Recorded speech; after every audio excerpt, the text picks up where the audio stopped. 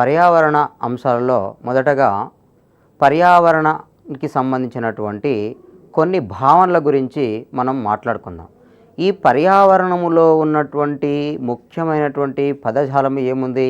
ఆ పదజాలం మీద మనకి ప్రధానంగా ఒక అవగాహన ఏర్పడాలి.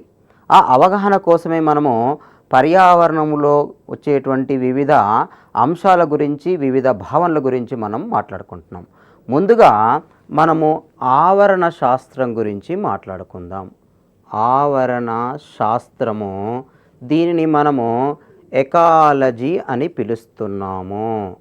ఈ ఆవరణ శాస్త్రము, ఎకాలజీ అని దేన్ని పిలుస్తాము అంటే, ఒక ప్రాంతములో ఉన్నటువంటి జీవులు, వాటి చుట్టూ ఉన్నటువంటి పరిసరాల మధ్య గల సంబంధాన్ని గురించి అధ్యయనం చేసేటువంటి విభాగమే ఆవరణ శాస్త్రము లేదా ఎకాలజీ అని పిలుస్తున్నాము. ఒక మాటలో చెప్పాలంటే, జీవులు వాటి చుట్టూ ఉన్నటువంటి పరిసరాల మధ్య గల సంబంధాల గురించి అధ్యయనం చేసేటువంటి విభాగమే ఆవరణ శాస్త్రము. దానినే మనము ఎకాలజీ అని పిలుస్తున్నాము. ఈ ఎకాలజీ అనేటువంటి పదము ఎక్కడి నుంచి ఆవిర్భవించింది? 2 గ్రీకు పదాల నుంచి ఇది ఆవిర్భవించడం జరిగింది. 2 గ్రీకు పదాల నుంచి ఎకాలజీ అనేటువంటి పదము ఆవిర్భవించింది. ఏమిటా గ్రీకు పదాలు? ఒకటి ఓయికాస్, రెండవది లాగాస్. ఓయికాస్ అంటే ఏమిటి? ఆవాసము. లాగాస్ అంటే అధ్యయనము. అంటే ఒక మాటలో చెప్పాలంటే, ఒక ఆవాసములో ఉన్నటువంటి జీవులు, వాటి చుట్టూ ఉన్నటువంటి పరిసరాల గురించినటువంటి అధ్యయన విభాగమే ఆవరణ శాస్త్రము. ఎకాలజీ అనేటువంటి పదము ఓయికాస్, లాగాస్ అనేటువంటి 2 గ్రీకు పదాల కలయిక వలన ఏర్పడింది. అదే ఎకాలజీ. ఈ ఎకాలజీ అనేటువంటి పదాన్ని మొదటగా ఉపయోగించింది ఎవరు? మొదటగా ప్రవేశపెట్టింది ఎవరు? రీటర్ అనేటువంటి శాస్త్రవేత్త ఎకాలజీ అనేటువంటి పదాన్ని ప్రవేశపెట్టడం జరిగింది. ఆ తర్వాత హెకెల్ కూడా ఈ పదాన్ని ఉపయోగించడము జరిగింది. ఇప్పుడు ఎకాలజీ యొక్క నిర్వచనాల గురించి మాట్లాడుకుందాము. ఎకాలజీ అనేటువంటి పదానికి వివిధ ఆవరణ శాస్త్రవేత్తలు ఇచ్చినటువంటి నిర్వచనాల గురించి మాట్లాడుకుందాం. ముందుగా ఓడమ్ ఇచ్చినటువంటి నిర్వచనాన్ని మనము మాట్లాడుకుందాము. ఓడమ్ అనేటువంటి ఆవరణ శాస్త్రవేత్త ఈ ఆవరణ శాస్త్రం గురించి లేదా ఎకాలజీ గురించి ఏమి నిర్వచించాడు? ఆయన పర్యావరణ నిర్మాణ క్రియాశీల చర్యల అధ్యయనమే ఎకాలజీ అని పిలిచాడు. ఏమన్నాడు ఈయన? పర్యావరణ నిర్మాణ క్రియాశీల చర్యల అధ్యయనము. అంటే ఒక మాటలో చెప్పాలంటే, పర్యావరణములో ఉన్నటువంటి జీవ అనుఘటకాలు, ఆ జీవ అనుఘటకాల చుట్టూ ఉన్నటువంటి నిర్జీవ అనుఘటకాల మధ్య గల పరస్పర చర్యల అధ్యయనం విభాగమే మనకు ఆవరణ శాస్త్రం అని ఓడమ్ నిర్వచనంలో తెలుస్తుంది. ఓడమ్ ఏమన్నాడంటే, పర్యావరణ నిర్మాణ క్రియాశీల చర్యల అధ్యయనాన్ని ఆయన మనకి ఆవరణ శాస్త్రము అని పిలవడం జరిగింది. ఆ తర్వాత మనకు హెకెల్ యొక్క నిర్వచనం గురించి మాట్లాడుకుందాము. ఇక్కడ హెకెల్ ఏమని పిలిచాడు అంటే, హెకెల్ జీవులు వాటి చుట్టూ ఉన్నటువంటి నిర్జీవ పరిసరాల మధ్య గల సంబంధాన్ని ఆయన ఆవరణ శాస్త్రం అని పిలిచాడు. హెకెల్ ఏమంటున్నాడంటే, జీవులు వాటి చుట్టూ ఉన్నటువంటి, వాటి చుట్టూ గల పరిసరాల, ఏ పరిసరాలు ఇవి? నిర్జీవ పరిసరాల మధ్య గల సంబంధమే ఏమన్నాడంటే ఆవరణ శాస్త్రం అని పిలిచాడు. అంతేకాకుండా క్లిమెట్స్ అనేటువంటి శాస్త్రవేత్త ఇచ్చినటువంటి నిర్వచనం కూడా మాట్లాడుకుందాము. క్లిమెట్స్ ఏమన్నాడు? క్లిమెట్స్ జీవ సమాజాలకు సంబంధించినటువంటి అధ్యయనాన్నే లేదా విజ్ఞానాన్నే ఆవరణ శాస్త్రం అని పిలిచాడు. క్లిమెట్స్ ఏమో జీవ సమాజాలకు సంబంధించినటువంటి విజ్ఞానము ఆవరణ శాస్త్రం అన్నాడు. హెకెల్ ఏమో ఈయన అన్నదేంటిది? జీవులు వాటి చుట్టూ ఉన్నటువంటి నిర్జీవ పరిసరాల మధ్య గల సంబంధాన్ని అధ్యయనం చేయడం అన్నాడు. అదే ఓడమేమో పర్యావరణ నిర్మాణ క్రియాశీల చర్యల అధ్యయనాన్ని ఆవరణ శాస్త్రం అని తెలపడం జరిగింది. మొత్తం మీద ఆవరణ శాస్త్రము లేదా ఎకాలజీ అంటే జీవులు వాటి చుట్టూ ఉన్నటువంటి నిర్జీవ పరిసరాల మధ్య గల పరస్పర సంబంధాన్ని లేదా పరస్పర చర్యలను అధ్యయనం చేసేటువంటి ఒక విభాగం అనే విషయం మనకు అర్థమవుతుంది. కాబట్టి ఈ ఆవరణ శాస్త్రము ఇంగ్లీష్లో ఏమని పిలువబడుతుంది? ఎకాలజీ అని పిలుస్తున్నాము. ఈ ఎకాలజీ ఓయికాస్, లాగాస్ అనేటువంటి రెండు గ్రీకు పదాల కలయిక ఫలితంగా ఏర్పడినది. ఆ తర్వాత వివిధ ఆవరణ పదాల గురించి మాట్లాడుకుందాము. ఈ ఆవరణ శాస్త్రములోకి సంబంధించినటువంటి పదాలు, ఆవరణ శాస్త్రములో మనకు తరచుగా వాడబడేటువంటి పదాలు ఏమిటి? ఆ పదాలు మొదటిది జాతి గురించి మాట్లాడుకుందాము. దీన్నే మనము స్పీసీస్ అని పిలుస్తున్నాము. స్పీసీస్ లేదా జాతి అని పిలుస్తున్నాము. జాతి అంటే ఏమిటి అంటే బాహ్య స్వరూపకంగా ఒకే విధంగా కనబడి అంతర ప్రజననము అంటే వాటి మధ్య ఈ బ్రీడింగ్ అంతర ప్రజననం జరుపుకునేటువంటి జీవ సముదాయాన్ని లేదా జీవులను మనము జాతి అని పిలుస్తాము. అంటే బాహ్య స్వరూపకంగా ఒకే విధంగా లేదా పోలికను కలిగి ఉండి అంతర ప్రజననము జరుపుకునేటువంటి లైంగిక సంబంధాన్ని కలిగి ఉన్నటువంటి జీవులనే మనము జాతి అని పిలుస్తున్నాము. అంటే ఈ జాతి అనేటువంటి పదాన్ని ఎవరు ప్రవేశపెట్టారు? జాన్ రే అనేటువంటి శాస్త్రవేత్త ఈ జాతి పదాన్ని ప్రవేశపెట్టడం జరిగింది. జాతి అంటే ఏమనుకుంటున్నాము? బాహ్య స్వరూపకంగా ఒకే విధంగా ఉండి అంతర ప్రజననాన్ని జరుపుకునేటువంటి జీవులనే మనం ఏమంటున్నామంటే జాతి అని పిలుస్తున్నాము. ఈ జాతి అనే పదాన్ని మనం స్పీసీస్ అంటున్నాము. ఈ స్పీసీస్ లేదా జాతి అనే పదాన్ని ప్రవేశపెట్టినది జాన్ రే అనేటువంటి శాస్త్రవేత్త. ఓకే, ఆ తర్వాత ఇంకొక సంబంధం గల పదాన్ని గాక మాట్లాడుకున్నట్లయితే జనాభా. జనాభాని మనం ఇంగ్లీష్లో ఏమంటున్నామంటే పాపులేషను అని పిలుస్తాము. ఏమని పిలుస్తాము? పాపులేషన్ అని పిలుస్తాము. జనాభా అంటే ఒక నిర్దిష్ట ప్రాంతములో జీవించే ఒకే జాతికి చెందినటువంటి జీవ సమూహాన్ని మనము జనాభా అని పిలుస్తున్నాము. ఒక మాటలో చెప్పాలంటే జనాభా అంటే ఒక నిర్దిష్ట ప్రాంతములో ఆవాసము చేసే ఒకే జాతికి చెందిన జీవుల సమూహమే జనాభా. ఒక్క మాటలో చెప్తున్నాము, ఏమంటున్నాము? ఒకే నిర్దిష్ట ప్రాంతములో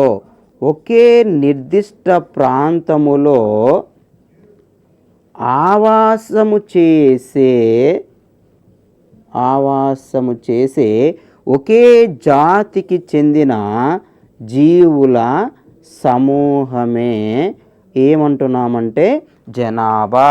జనాభా అంటే ఒకే నిర్దిష్ట ప్రాంతములో ఆవాసము చేసే ఒకే జాతికి చెందిన జీవుల సమూహాన్ని మనము జనాభా అని పిలుస్తున్నాము. దాన్నే పాపులేషన్ అని పిలుస్తున్నాము.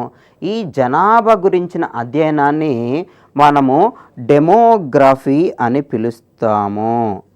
డెమోగ్రఫీ అంటే జనాభా గురించినటువంటి అధ్యయనమే డెమోగ్రఫీ. డెమోగ్రఫీ అంటే జనాభా గురించిన అధ్యయనము. జనాభా అంటే ఒక నిర్దిష్ట ప్రాంతములో ఆవాసము చేసే ఒకే జాతికి చెందిన జీవ సమూహమే జనాభా. ఇంకా జనాభా తర్వాత మనము దేని గురించి మాట్లాడుకోవాలంటే సముదాయం గురించి మాట్లాడుకుందాము. సముదాయము గురించి మాట్లాడుకుందాము. సముదాయం అంటే కమ్యూనిటీ అని అర్థం. ఈ సముదాయము లేదా కమ్యూనిటీ అంటే ఏమిటి అంటే ఒక మాటలో మనకి ఏమర్థమవుతుంది? జాతి గురించి మాట్లాడుకున్నాము. జాతితో పోల్చినప్పుడు జనాభా అనేది జాతి కన్నా విశాలమైనటువంటి భావన. ఇప్పుడు జనాభాని సముదాయంతో పోలిస్తే సముదాయం అనేది జనాభా కన్నా విశాలమైనది. సముదాయాన్ని మనము ఆవరణ వ్యవస్థతో పోల్చినాం. అప్పుడు సముదాయం కన్నా ఆవరణ వ్యవస్థ విశాలమైనటువంటిది. ఓకే, ముందుగా మనము జాతి గురించి మాట్లాడుకున్నాము, జనాభా గురించి మాట్లాడుకున్నాము. ఇప్పుడు సముదాయం గురించి మాట్లాడుకుందాము. సముదాయం అంటే ఏమిటి? ఏదైనా నిర్దిష్ట ఆవాసములో ఉండే వివిధ జాతులకు చెందినటువంటి జీవ సమూహము. ఏమంటున్నాను? సముదాయం అంటే ఏదైనా నిర్దిష్ట ప్రాంతములో ఉండే వివిధ జాతులకు చెందిన జీవ సమూహము.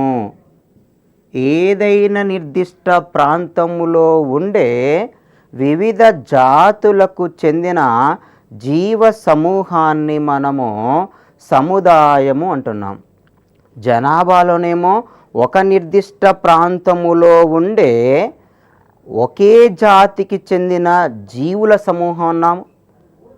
ఇప్పుడేమో సముదాయములోనేమో ఒక నిర్దిష్ట ప్రాంతములో ఉండేటువంటి వివిధ జాతులకు చెందినటువంటి జీవుల సమూహము అని పిలుస్తున్నాము. ఇక్కడ వివిధ జాతుల సమూహం అనగానే సముదాయం లేదా కమ్యూనిటీ గుర్తు రావాలి. ఒకే జాతికి చెందిన జీవుల సమూహం అనగానే జనాభా గుర్తు రావాలి. ఒక ప్రదేశంలో లేదా ఒక ఆవాసములో ఉన్నటువంటి జీవుల సమూహం అనగానే జాతి గుర్తు రావాలి.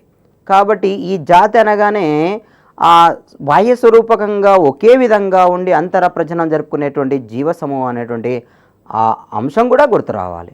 ఇది జాతి, జనాభా, సముదాయాలకు సంబంధించినటువంటి నిర్వచనాలు.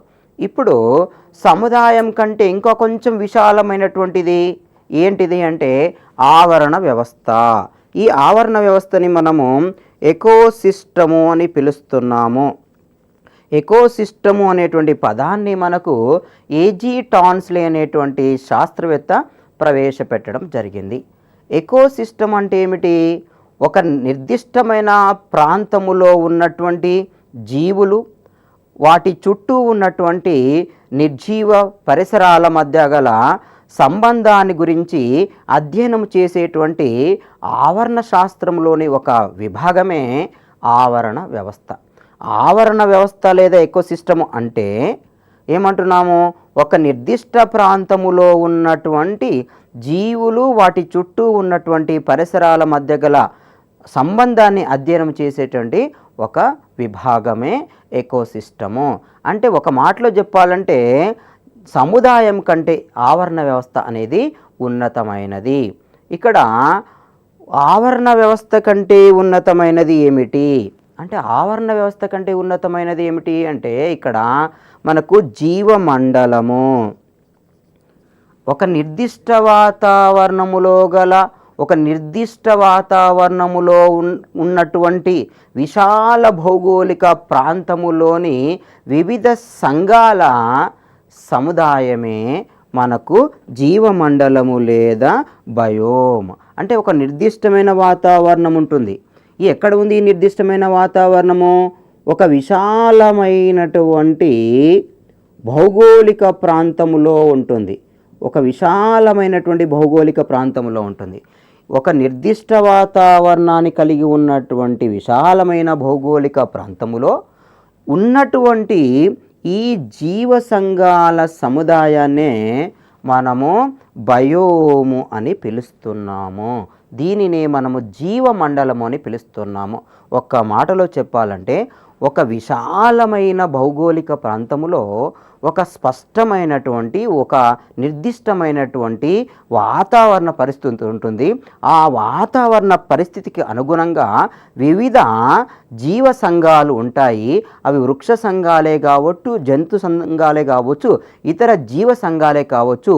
ఆ వివిధ జీవ సంఘాల సముదాయ ప్రాంతాన్ని మనము జీవమండలము లేదా బయోమ్ అని పిలుస్తున్నాము. ఈ బయోమ్ కంటే ఇంకా కొంచెం విశాలమైన పదముగా మనము ఏమని పిలుస్తున్నామంటే బయోస్పియర్ను అని పిలుస్తున్నాం. బయోస్పియర్. ఈ బయోస్పియర్ అంటే ఏమిటి మరే? ఈ బయోస్పియర్ అనేటువంటి పదాన్ని సాధారణంగా జీవగోళము అని పిలుస్తాము. అంటే ఒక్క మాటలో చెప్పాలంటే ఈ జీవులు కలిగి ఉన్నటువంటి ప్రాంతాన్ని, భూగోళ ప్రాంతాన్ని మనము ఏమని చెప్పవచ్చు అంటే జీవగోళము లేదా బయోస్పియర్ అని చెప్పవచ్చు. లేదా దీనికి మరొక పేరే పర్యావరణ గోళము అని కూడా పిలుస్తాము. అంటే ఇక్కడ ఒక్క మాటలో చెప్పాలంటే జీవులు వివిధ ప్రాంతాలలో వివిధ మండలాలలో ఆవాసం చేస్తాయి.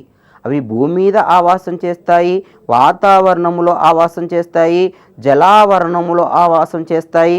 కాబట్టి ఇక్కడ ఒక మాటలో చెప్పాలంటే జీవావరణము అంటే జీవులు ఉన్నటువంటి ప్రాంతము మనకు జలావరణములో కనబడుతుంది, నెక్స్ట్ మనకు వాతావరణంలో కనబడుతుంది. అలాగే ఇతర ఉన్నటువంటి ఆవరణ ఏంటిది అంటే భౌమ ఆవరణలో కూడా కనబడుతుంది. కాబట్టి భౌమావరణములో కానీ మనకు జలావరణములో కానీ వాతావరణంలో కానీ జీవులు కనబడతాయి. అంటే మొత్తం మీద జీవులు ఉన్నటువంటి పరిసర ప్రాంతాన్ని మనము జీవావరణం అని కూడా పిలవవచ్చును. ఇవి ఆవరణ శాస్త్రానికి సంబంధించినటువంటి లేదా ఆవరణ శాస్త్రముకి సంబంధం ఉన్నటువంటి కొన్ని పదాలు. ఇప్పుడు ఈ పదాల యొక్క విశాల భావాన్ని గాక చూసినట్లయితే, పరిధిని గాక చూసినట్లయితే మొదటగా జాతి గురించి మాట్లాడుకున్నాం. అంటే మొదటి పదం ఏమనుకుంటున్నాము, ఇక్కడ జాతి చిన్న సమూహంగా తీసుకుంటున్నాము. జాతి కంటే కొంచెం విశాలమైనది ఏమిటి, మనకు జనాభా అనేది కొంచెం విశాలమైనటువంటిది. మరి జనాభా కంటే ఇంకా విశాలమైనటువంటిది ఏంటిది, సముదాయము. సముదాయం అనేది ఇంకా విశాలమైనది. సముదాయం కంటే ఇంకా విశాలమైనది ఏమనుకుంటున్నాము, ఆవరణ వ్యవస్థ. ఆవరణ వ్యవస్థ కంటే ఇంకా విశాలమైనది మనకు జీవమండలము, బయోమ్ అంటున్నాము. బయోమ్ కంటే విశాలమైనది బయోస్పియర్. అంటే ఒక మాటలో చెప్పాలంటే దీనిని ఒక జాతి అని, దాని నుంచి ఇంకా పెరుగుతూ ఉంటే జనాభా నుంచి పెంచుతూ సముదాయమని, సముదాయాన్ని పెంచుతూ ఆవరణ వ్యవస్థను పెంచుతున్నట్టయితే బయోము లేదా జీవమండలము, ఆ తర్వాత మనకు బయోస్పియర్. ఈ రకంగా మనకు దాని యొక్క పరిధి కనబడుతుంది. ఇది భావజాలము, తప్పనిసరిగా మీరు గుర్తుంచుకోవాలి. ఆవరణ శాస్త్రములో మనము రకాల గురించి మాట్లాడుకున్నట్లయితే ఆవరణ శాస్త్రంలో మనకు 2 రకాలు కనబడుతున్నాయి. ఒకటి ఆర్టికాలజీ, రెండవది సినికాలజీ. ఈ ఆర్టికాలజీ అంటే వైయక్తిక ఆవరణ శాస్త్రము అని పిలుస్తున్నాము. సినికాలజీ అంటే సమాజ ఆవరణ శాస్త్రము అని పిలుస్తాము. వైయక్తిక ఆవరణ శాస్త్రం అంటే ఏమిటి అంటే ఒకే జాతికి చెందినటువంటి జీవుల సమూహము, వాటి చుట్టూ ఉన్నటువంటి పరిసరాల గురించినటువంటి అధ్యయనము. అంటే ఇక్కడ ఆర్టికాలజీ లేదా వైయక్తిక ఆవరణ శాస్త్రములో మనము గుర్తుంచుకోవాల్సింది ఏంటంటే ఒక జాతికి చెందినటువంటి, ఒకే జాతికి చెందినటువంటి వివిధ జీవుల సముదాయము, వాటి చుట్టూ ఉన్నటువంటి పరిసరాల మధ్య గల సంబంధాన్ని అధ్యయనము చేయడము, దాన్ని మనము ఆర్టికాలజీ అని పిలుస్తున్నాము. ఇంకా సినికాలజీ అంటే ఏమిటి? సమాజ ఆవరణ శాస్త్రము. అంటే ఏంటిది? వివిధ జీవులు, వివిధ జాతులకు చెందినటువంటి జీవులు, వివిధ జాతులకు చెందినటువంటి జీవులు, వాటి చుట్టూ ఉన్నటువంటి పరిసరాల గురించినటువంటి అధ్యయనము. అంటే వివిధ జాతులకు చెందినటువంటి జీవులు, వాటి చుట్టూ ఉన్నటువంటి పరిసరాల గురించిన అధ్యయనం, అంటే వాటి మధ్య ఉన్నటువంటి సంబంధాన్ని గురించిన అధ్యయనాన్ని మనము సినికాలజీ అని పిలుస్తున్నాము. ఆర్టికాలజీ అంటే ఒకే జాతికి చెందినటువంటి వివిధ జీవులు, వాటి చుట్టూ ఉన్నటువంటి పరిసరాలకు మధ్య గల సంబంధాన్ని మనం ఆర్టికాలజీ లేదా వైయక్తిక ఆవరణ శాస్త్రం అంటున్నాం. సినికాలజీ లేదా సమాజ ఆవరణ శాస్త్రం అంటే వివిధ జాతులకు చెందినటువంటి వివిధ జీవులకు, వాటి చుట్టూ ఉన్నటువంటి పరిసరాలకు మధ్య ఉన్నటువంటి సంబంధాన్ని అధ్యయనం చేసేటువంటి ఆవరణ శాస్త్రము అని మాట్లాడుకుంటున్నాం. ఇవి ఆవరణ శాస్త్రములోని రకాలు. అంతేకాకుండా ఇక్కడ ఆవాసము అనేటువంటి పదము కూడా మనకు చర్చలోకి రావడం జరిగింది. ఆవాసాన్ని ఏమంటున్నాం మనము? హ్యాబిటాట్ అని పిలుస్తున్నాము. అసలు ఆవాసం అంటే ఏమిటి అంటే ఒక జీవి నివసించేటువంటి ప్రదేశము. ఒక జీవి నివసించేటువంటి ప్రదేశాన్ని మనము ఆవాసము లేదా హ్యాబిటాట్ అంటాము. అంటే ఈ హ్యాబిటాట్లు ఎన్ని రకాలుగా ఉండవచ్చు అంటే సాధారణంగా ఇప్పుడు ఆవాసం గురించి మాట్లాడుకున్నట్లయితే, ఆవాసంలో ఉన్నటువంటి రకాల గురించి మాట్లాడుకున్నట్లయితే, ఒక జీవి నీటిలో ఆవాసం చేసిందనుకోండి, దాన్ని హైడ్రోఫైట్ అని పిలుస్తాం మొక్క అయితే. కాబట్టి అంటే నీటిలో ఆవాసం చేసే మొక్కని హైడ్రోఫైట్ అన్నాము. అంటే దాని యొక్క నివసించే ప్రదేశం ఏంది? నీరు. అలాగే ఒక జీవి రాతి ఉపరితల మీద ఆవాసం చేసిందనుకో, దాన్ని లిథోఫైట్ అని పిలుస్తున్నాము, అది మొక్క అయితే. అలాగే మనకు ఇసుకలో ఆవాసం చేసిందనుకోండి, సామోఫైట్ అని పిలుస్తున్నాము. ఎడారిలో ఆవాసం చేస్తే జీరోఫైట్ అని పిలుస్తున్నాము. కాబట్టి ఇక్కడ ఆవాసం అది నీరు కావచ్చు, లేదా వాతావరణం కావచ్చు, లేదా అది మృత్తిక కావచ్చు, లేదా మంచు కావచ్చు, ఇసుక కావచ్చు. కాబట్టి ఆవాసం అంటే ఒక జీవి నివసించేటువంటి ప్రాంతము, ఒక జీవి నివసిస్తూ ఉన్నటువంటి ప్రాంతముగా మనము అర్థం చేసుకోవాలి. అలాగే ఎకలాజికల్ నిచ్, ఇంకొక పదం ఏమంటున్నానంటే ఎకలాజికల్ నిచ్. ఇది చాలా ముఖ్యమైనటువంటి పదము. ఎకలాజికల్ నిచ్ అంటే ఏమిటిది అంటే జీవ సమాజములో ఉన్నటువంటి ఒక జీవి యొక్క క్రియాత్మక స్థాయిని తెలిపేటువంటి అంశము. అంటే ఏమంటున్నాను? జీవ సమాజములో ఒక జీవి క్రియాత్మక స్థాయిని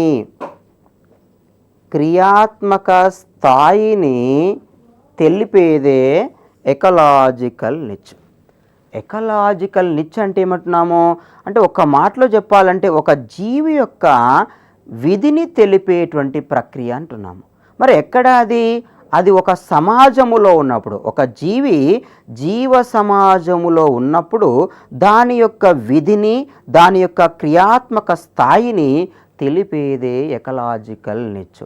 అంటే మానవుడు ఈ మానవ సమాజము లోపల, జీవ సమాజము లోపల మనకు విధిని, అంటే ఇక్కడ ఒక ఆహారపు విధిని గాక తీసుకున్నట్లయితే, ఇక్కడ పోషణ గాక తీసుకున్నట్లయితే శాకాహారులను ఇక్కడ తీసుకోవడం జరుగుతుంది.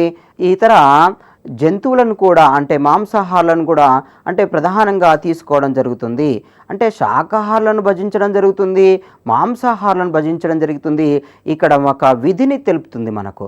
కాబట్టి ఎకలాజికల్ నిచ్ అంటే జీవ సమాజములోని ఒక జీవి క్రియాత్మక స్థాయిని సూచించడము, తెలపడమే ఎకలాజికల్ నిచ్.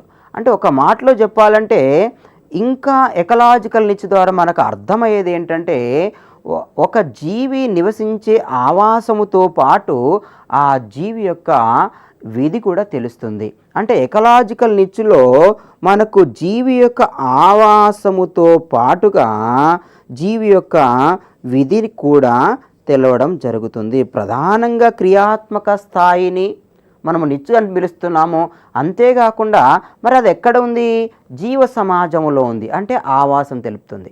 అంటే ఒక జీవి నివసించే ఆవాసముతో పాటు ఆ జీవి నిర్వహించేటువంటి విధిని సూచించేది, తెలియజేసేది ఏంటంటే ఎకలాజికల్ నిచ్చు అనేటువంటి విషయాన్ని మీరు మర్చిపోకూడదు. ఇది ముఖ్యమైనటువంటి పదజాలము. అంతేకాకుండా ఇంకా పర్యావరణములో ఉన్నటువంటి వివిధ పదజాలను గాక పరిశీలించినట్లయితే, ముందుగా పర్యావరణం అంటే ఏమిటి? మీకు పర్యావరణం అంటే ఏంటో తెలుసు. ఈ పర్యావరణం అంటే ఏమిటి కంటే ముందుగా ఇంకా ఇతర పదజాలను కూడా, ఈ ఆవరణ శాస్త్రములో ఉన్నటువంటి ఇతర పదజాలను కూడా మనం మాట్లాడుకున్నట్లయితే, ఆహారపు గొలుసు. ఈ ఆహారపు గొలుసు అంటే ఏమనుకున్నాము అంటే, ఆహారపు గొలుసు అంటే ఈ ఆవరణ వ్యవస్థలో ఉన్నటువంటి వివిధ పోషక స్థాయిల మధ్య గల సంబంధాన్ని, ఆహార పదార్థాల రవాణాను, శక్తి ప్రవాహాన్ని సూచించినది మనకు ఆహారపు గొలుసు అని పిలుస్తున్నాము. అంటే ఉత్పత్తిదారుల నుంచి ప్రాథమిక వినియోగదారులు, ద్వితీయ వినియోగదారులు, తృతీయ వినియోగదారులకు ఆహార పదార్థాల రవాణా ఒక గొలుసు రూపకంగా పోయినట్లయితే దాన్ని మనము ఆహారపు గొలుసు అని పిలుస్తున్నాము. గడ్డి తీసుకున్నట్లయితే మనకు మిడత తీసుకున్నట్లయితే మనకు కప్ప, తర్వాత మనకు పామును ఒక ఆహారపు గొలుసుకు ఉదాహరణగా తీసుకోవచ్చును. అంటే ఆహారపు గొలుసు అంటే పోషక స్థాయిల మధ్య గల సంబంధాన్ని సూచించున్నది ఆహారపు గొలుసు. వివిధ ఆహారపు గొలుసుల మధ్య ఉన్నటువంటి అంతర సంబంధము అంటే ఒక ఆహారపు గొలుసుకు ఇంకొక ఆహారపు గొలుసుకు మధ్య సంబంధం ఉంటుంది. ఆ సంబంధాన్ని ఒక వల రూపములో సూచించేటువంటి విధానమే ఆహారపు వల లేదా ఫుడ్ వెబ్. అలాగే ఎకలాజికల్ పిరమిడ్, ఆవరణ సంబంధ పిరమిడ్. ఈ ఆవరణ సంబంధ పిరమిడ్ను చార్ల్టన్ అనేటువంటి శాస్త్రవేత్త మనకు ప్రతిపాదించడం జరిగింది. ఈ చార్లెస్ ఎల్టన్ అనేటువంటి శాస్త్రవేత్త మనకు ఆవరణ సంబంధ పిరమిడ్ను ప్రతిపాదించడం జరిగింది. వీటిని ఎల్టన్ పిరమిడ్లు అని కూడా పిలుస్తాము. ఈ ఆవరణ సంబంధ పిరమిడ్లు అంటే ఏంటిది అంటే, ఆవరణ వ్యవస్థలో ఉన్నటువంటి వివిధ పోషక స్థాయిలు అంటే ఉత్పత్తిదారులు, వినియోగదారులు మధ్య ఉన్నటువంటి సంబంధాన్ని, స్థాయిని రేఖాత్మకంగా సూచించడాన్ని మనము ఆవరణ సంబంధ పిరమిడు అని పిలుస్తాము. అంటే ఉత్పత్తిదారులు, ప్రాథమిక వినియోగదారులు, ద్వితీయ వినియోగదారులు, ఉన్నత శ్రేణి వినియోగదారులు, ఇలా రేఖాత్మకంగా సూచించేటువంటి ఈ అంశమే ఆవరణ సంబంధ పిరమిడ్లు. అలా సంఖ్యా సంబంధ పిరమిడ్లని, జీవ ద్రవ్యరాశి పిరమిడ్లని, అలాగే శక్తి సంబంధ పిరమిడ్లని 3 రకాల పిరమిడ్లను ప్రతిపాదించడం జరిగింది. ఇది ఆవరణ సంబంధ పిరమిడ్లకు సంబంధించినటువంటి అంశము. అలాగే ఇక పర్యావరణ అంశాల గాక వచ్చినట్లయితే, ఈ పర్యావరణము అంటే ఏమిటి? ఎన్విరాన్మెంట్. ఈ ఎన్విరాన్మెంట్లో మనకు ఏమేమి పొరలు కలవు? పర్యావరణాన్ని మనం అనుకూలంగా ఎన్ని పొరలుగా మనం విభజించుకోవచ్చును? పర్యావరణాన్ని మనకు అనుకూలంగా 4 పొరలుగా విభజించుకోవచ్చు. ఒకటి వాతావరణమని, రెండవది శిలావరణమని, మూడవది జలావరణమని, 4వది జీవావరణమని పిలుస్తున్నాము. మొత్తం మీద ఇక్కడ ప్రాథమిక భావనలో గాక చూసుకున్నట్లయితే మనకు 3 ఆవరణలే పరిచయం చేయబడ్డాయి. ఏమిటి అది? ఒకటి ఆ ఎన్విరాన్మెంట్లో ప్రధానంగా ఉన్నటువంటి ఈ ఆవరణాలు లేదా మండలాలు ఏంటివంటే, ఒకటి వాతావరణం పైన ఉన్నటువంటిది, భూమి చుట్టూ ఉన్నటువంటి ఆ పొరని మనము వాతావరణం అని పిలుస్తున్నాము.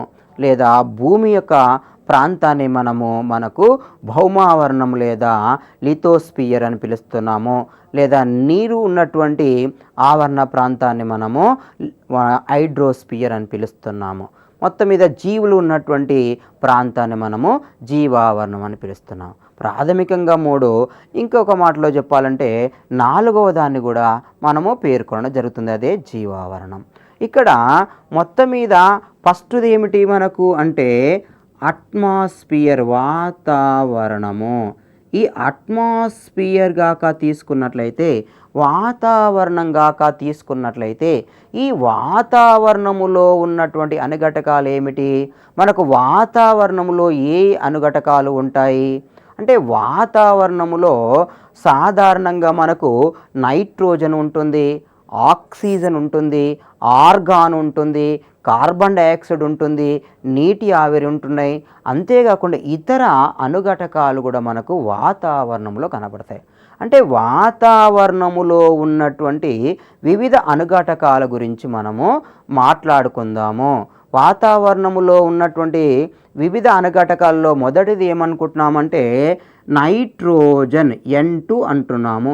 ఈ N2 ఎంత ఉంటుంది అంటే మనకు వాతావరణంలో N2 78% ఉంటుంది. N2 అంటే ఏమిటి? అణు నత్రజని. వాతావరణంలో నత్రజని శాతం ఎంత? 78%. ఇప్పుడు సాధారణంగా ప్రశ్న ఏమని వస్తుంది అంటే, వాతావరణములో వాయు రూపములో అత్యధికంగా ఉండే అనుఘటకము ఏమిటి?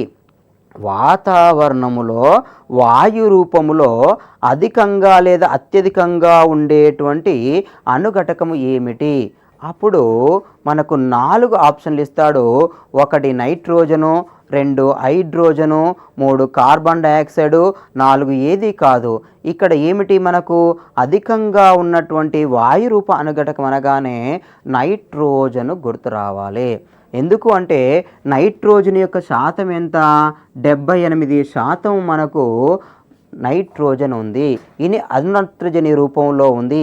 ఈ అణునత్రజని రూపంలో ఉన్నటువంటి నత్రజనిని మనకు మొక్కలు నేరుగా గ్రహించవు. కాబట్టి మొక్కలకు మనము కృత్రిమంగా నత్రజనిని అందించడం జరుగుతుంది, లేదా జీవ ఎరువుల రూపంలో కూడా మనము నత్రజనిని అందించడం జరుగుతుంది. కాబట్టి మొక్కలు వాతావరణములో ఉన్న నత్రజనిని నేరుగా గ్రహించట్లేవు. కారణం ఏమిటి అంటే ఆ మొక్కల లోపల నైట్రోజినేజ్ అనేటువంటి ఎంజైము లేకపోవడమే. ఆ ఒక్క నైట్రోజినేజ్ అనే ఎంజైమ్ మాత్రమే వాతావరణములో ఈ N2 లేదా అణునత్రజనిని విచ్ఛిన్నము చేసి, అంటే వాటి మధ్య ఉన్న బంధాలను విచ్ఛిన్నం చేసి అది అమోనియా రూపంలో మార్చగలదు. కాబట్టి ఈ ఉన్నత శ్రేణి మొక్కలలో నైట్రోజినేజ్ ఎంజైమ్ లేకపోవడం వల్ల అవి వాతావరణంలో ఉన్న నత్రజని నేరుగా గ్రహించడం లేదు. కానీ వాతావరణంలో అత్యధికంగా ఉన్న వాయురూపక అనుఘటకము ఏంటిది? నత్రజని లేదా నైట్రోజను. ఆ తర్వాత ఉన్నటువంటి అనుఘటకం ఏంటిది అంటే ఆక్సిజను. ఆక్సిజన్ అనగానే సుమారు 21% అని మనం మాట్లాడుకుంటాము. మరి అక్యురేట్ ఎంతగా ఉంటుంది మనకు ఆక్సిజను అంటే 20.94% మనకు ఆక్సిజన్ ఉంటుంది. అంటే సుమారు 21% ఆక్సిజన్ వాతావరణంలో ఉంటుంది. దీన్ని మనం ప్రాణవాయువు అని పిలుస్తున్నాము. మొక్కలు కిరణజన్య సంయోక్రియ ద్వారా ఆక్సిజన్ను వాతావరణంలోకి విడుదల చేస్తాయి. అంతేకాకుండా ఇంకా ఉన్నటువంటి అనుఘటకాలు ఏంటివి? ఆర్గాన్ తీసుకుందాము. ఈ ఆర్గాను వాతావరణంలో ఎంత ఉంటుంది అంటే సుమారు 1% ఉంటున్నట్టుగా మనం మాట్లాడుకుంటాం. కానీ దీన్ని 0.9% ఉన్నట్లుగా గుర్తించారు. 0.9% ఉన్నది ఏంటిది? ఆర్గాన్. ఇంకా అతి ముఖ్యమైనది ఏంటిదంటే కార్బన్ డయాక్సైడ్. ఈ కార్బన్ డయాక్సైడ్ యొక్క ప్రమాణం ఎంత అంటే 0.03%. పరిమాణం ఎంత అంటే 0.03% మనకు ఈ కార్బన్ డయాక్సైడ్ వాతావరణంలో ఉంటుంది. అంతేకాకుండా ఇక నీటి ఆవిరి. ఈ నీటి ఆవిరి కూడా ఎంత ఉంటుంది వాతావరణములో అంటే 0.2% మనకు నీటి ఆవిరి ఉంటుంది. ఇతర అనుఘటకాలు ఎన్ని ఉంటాయి? మరే ఎంత శాతంలో ఉంటాయి అంటే 0.1% ఇతర అనుఘటకాలు ఉంటాయి. అంటే ఒక మాటలో చెప్పాలంటే మనకు వాతావరణంలో ఉన్నటువంటి అణుఘటకాలలో అత్యధికంగా ఉండేది ఏమిటి? నైట్రోజన్ 78% ఉన్నది. అట్లాగే ఆక్సిజన్ తీసుకున్నట్లయితే 20.94% ఉన్నది. ఆర్గాన్ తీసుకున్నట్లయితే 0.9% ఉన్నది. కార్బన్ డైఆక్సైడ్ తీసుకున్నట్లయితే 0.03% ఉన్నది. కొన్ని బుక్లలో 0.03 to 0.04% అని కూడా ఇస్తారు, నష్టం ఏం లేదు. ఆ నీటి ఆవిరి తీసుకున్నట్లయితే 0.2% ఉంది.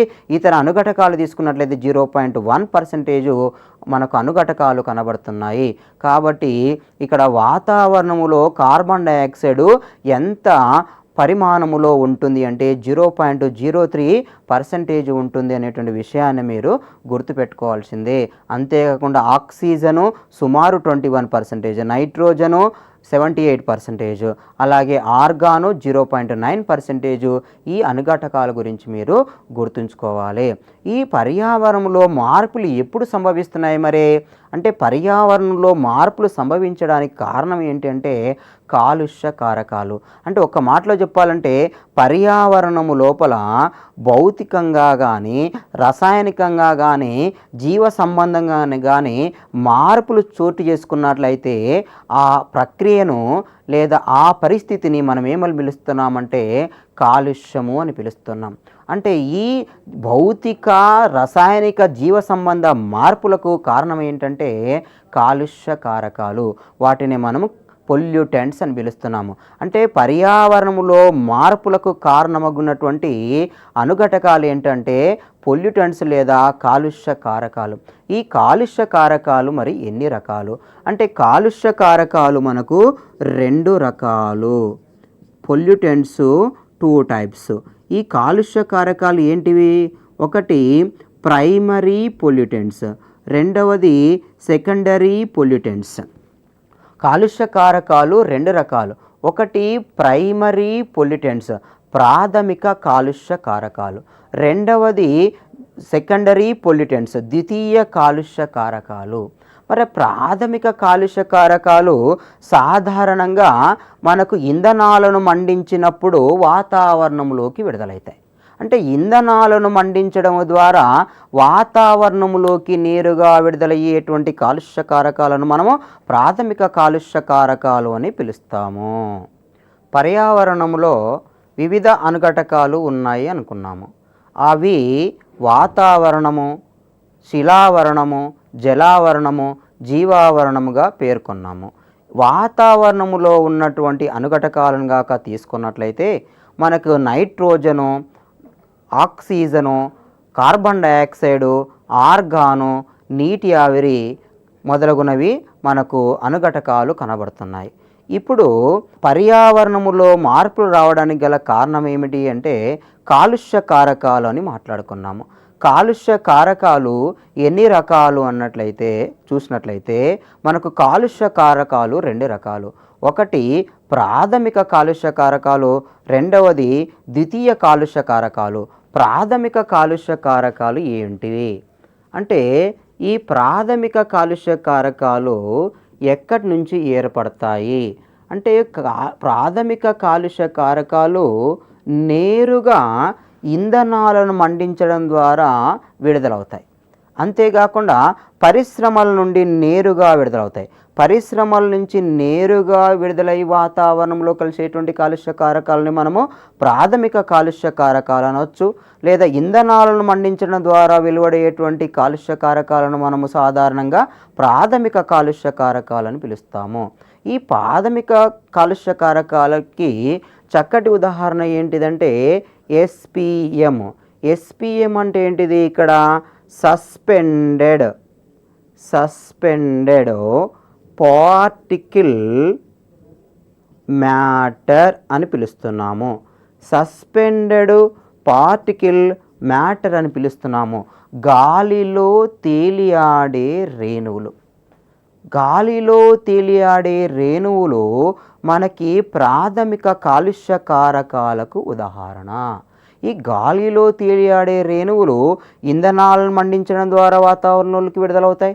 పరిశ్రమల నుంచి నేరుగా వాతావరణంలోకి విడుదలవుతాయి. అంతేకాకుండా ఇంకా తీసుకున్నట్లయితే క్లోరిన్ అనేది కూడా మనకు ఈ ప్రాథమిక కాలుష్య కారకానికి ఉదాహరణ. నైట్రోజన్ కూడా మనకు ప్రాథమిక కాలుష్య కారకానికి ఉదాహరణ. నైట్రోజన్కి సంబంధించినటువంటి రూపాలు మనకు ప్రాథమిక కాలుష్య కారకానికి ఉదాహరణ. కార్బన్ డయాక్సైడ్ కూడా ప్రాథమిక కాలుష్య కారకానికి ఉదాహరణగా మనము తీసుకోవచ్చు.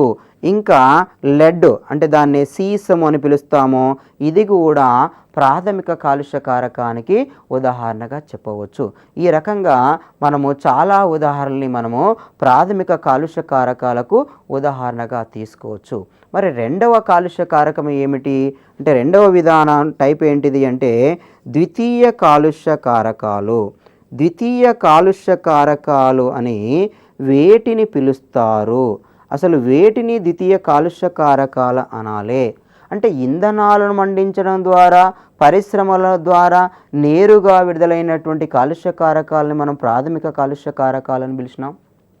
మరి ద్వితీయ కాలుష్య కారకాలని మనం వేటిని పిలవాలి అంటే, ప్రాథమిక కాలుష్య కారకాలు ఎప్పుడైతే ఇంధనాల మండించడం ద్వారా బయటకు వచ్చినాయి, పరిశ్రమల నుంచి బయటికి ఎప్పుడైతే వస్తాయో ఆ ప్రాథమిక కాలుష్య కారకాలు వాతావరణంలోకి ప్రవేశించినాయి. ఆ వాతావరణంలోకి ప్రవేశించినటువంటి ఈ ప్రాథమిక కాలుష్య కారకాలు వాతావరణంలో ఉన్నటువంటి మూలకాలతో చర్యనొందుతాయి. ఆ వాతావరణంలో ఉన్నటువంటి మూలకాలతో చర్య జరిపినట్లయితే అప్పుడు చర్య జరపడం వల్ల ఏర్పడినటువంటి కాలుష్య కారకాలని మనం ద్వితీయ కాలుష్య కారకాలని పిలుస్తాము. అంటే ప్రాథమిక కాలుష్య కారకాలు వాతావరణంలోకి ప్రవేశించినాయి. ఆ వాతావరణంలోకి ప్రవేశించి వాతావరణములో ఉన్నటువంటి మూలకాలతో చర్య జరిపినాయి. అలాంటి చర్య జరపడం వల్ల మనకు వచ్చినటువంటి కాలుష్య కారకాలని మనము ద్వితీయ కాలుష్య కారకాలని పిలుస్తాము. ఉదాహరణ ఏంటిది? PAN, pan. ఈ PAN అంటే ఏంది? Peroxy acetyl nitrate. Peroxy acetyl nitrate అనేది మనకు ప్యాన్ అని పిలువబడుతుంది. ఇది ద్వితీయ కాలుష్య కారకానికి ఉదాహరణ. అలాగే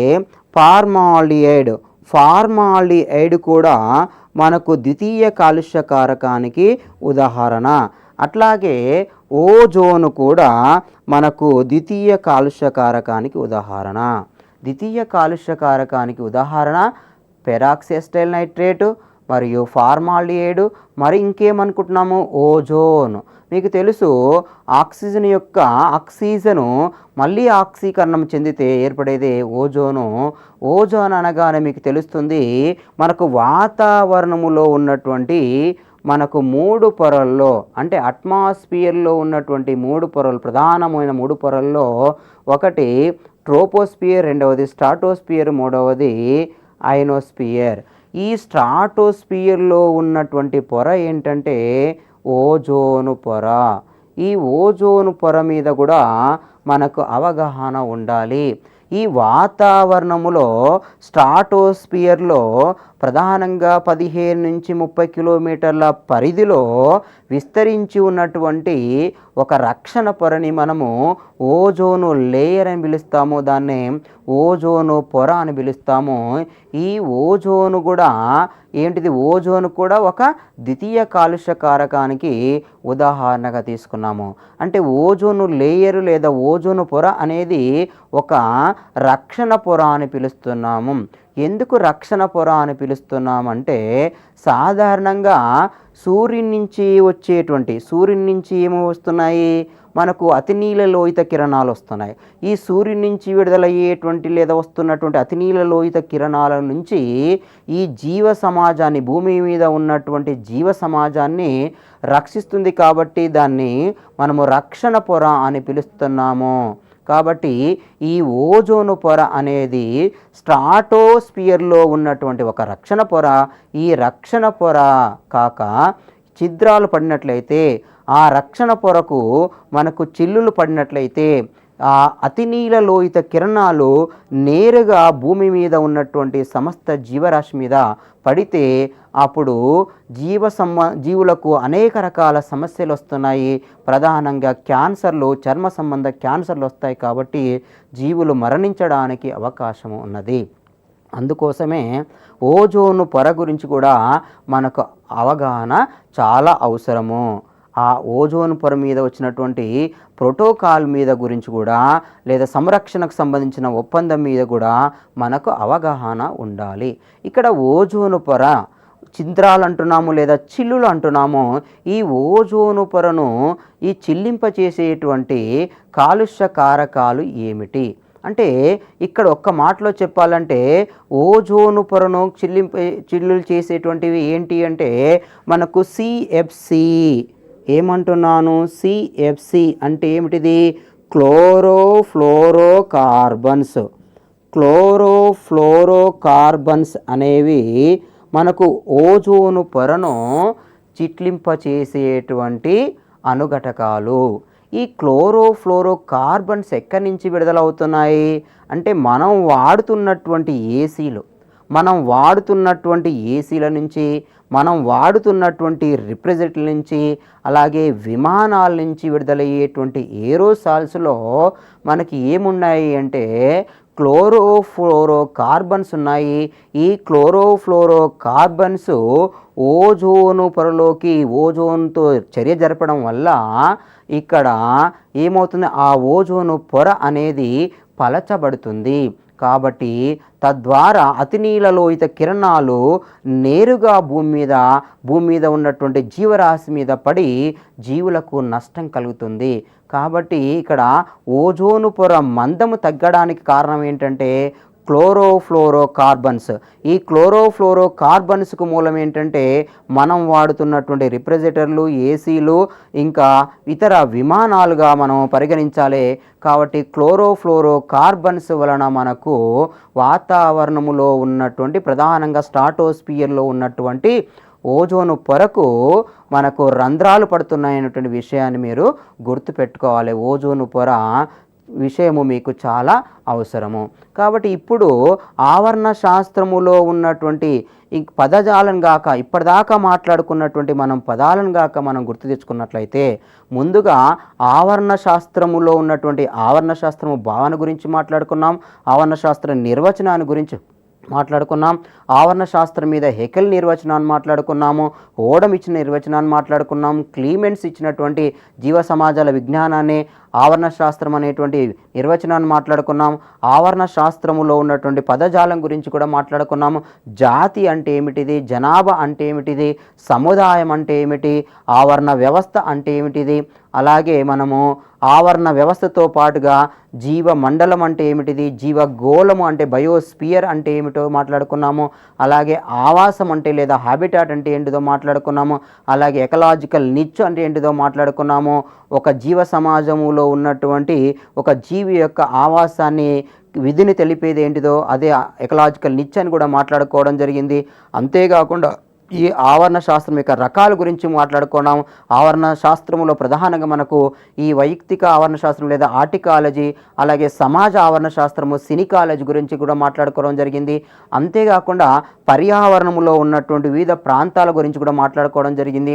అంతేకాకుండా వాతావరణంలో ఉన్నటువంటి అణుఘటకాల్లో ప్రధానంగా నైట్రోజను, అలాగే మన ఆక్సిజను, కార్బన్ డయాక్సైడు, ఆర్గాను, అలాగే నీటి ఆవిరి, అలాగే ఇతర అణుఘటకాల గురించి కూడా మనం మాట్లాడుకోవడం జరిగింది. అంతేకాకుండా ఈ పర్యావరణాన్ని అసమతుల్యతకు అంటే పర్యావరణంలో మార్పులు తీసుకొచ్చేటువంటి ఈ పదార్థాలను మనం కాలుష్య కారకాలు అన్నాము. ఈ కాలుష్య కారకాలు 2 రకాలని మాట్లాడుకున్నాము. అందులో ప్రాథమిక కాలుష్య కారకాలు, ద్వితీయ కాలుష్య కారకాల గురించి కూడా మాట్లాడుకున్నాము. ఏవి ప్రాథమిక కాలుష్య కారకాలు, ఏవి ద్వితీయ కాలుష్య కారకాలు తెలుసుకున్నాము. అంతేకాకుండా ఈ వాతావరణం అనేసరికి ఓజోను పొర మనకు గుర్తొచ్చింది. ఈ ఓజోను పొర యొక్క సంరక్షణ లేదా ఓజోను పొర ఈ జీవావరణను ఎలా సంరక్షిస్తుంది, తర్వాత ఓజోను పొరను చిట్లింపజేసేటువంటి కారకాలు ఏంటివో కూడా మాట్లాడుకోవడం జరిగింది.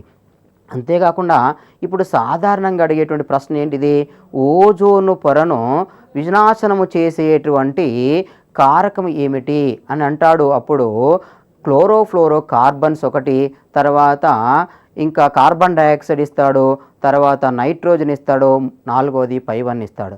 ఇక్కడ క్లోరోఫ్లోరో కార్బన్స్ మనకు ఓజోను పొరను నాశనం చేస్తాయనేటువంటి విషయాన్ని, దెబ్బతీస్తాయనేటువంటి విషయాన్ని మీరు గుర్తుపెట్టుకోవాలి. కాబట్టి ఆవరణ శాస్త్రంలోని పదాలు, పర్యావరణ అంశాల్లోని పదాల గురించిన అవగాహన గాక మనకు ముందు ఉన్నట్లయితే, మనకు ఉన్నట్లయితే ఖచ్చితంగా మనకు ఈ పర్యావరణ అంశాల నుంచి ప్రశ్నలకు సులభంగా మనము సమాధానం చేయవచ్చును.